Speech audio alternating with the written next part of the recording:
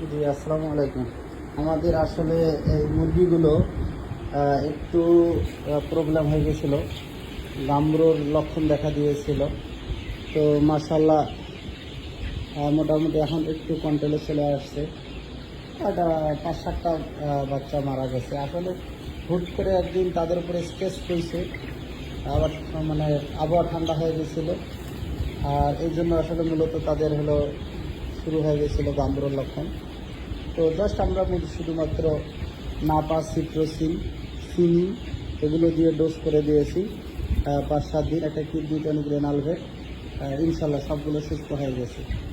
তো দেখেন এখন মোটামুটি তারা খেলাধুলা করতেছে, নাহলে তো সবগুলো ঝিম ধরেছিল। একটু ফ্যান চলতেছে, তো এই জন্য একটু এই যে রানাগুলো বাচ্চা দেখে চুপ করে আছে, ওটা এখন সুস্থ আছে।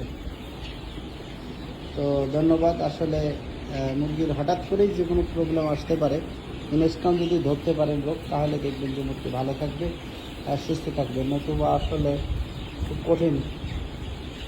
আসলে মুরগি পালনটা আসলে রিস্ক, আমাদের এনভায়রনমেন্ট তো অনেক বেশি পলিউটেড, যে কোনো সময় অসুস্থ হতে পারে।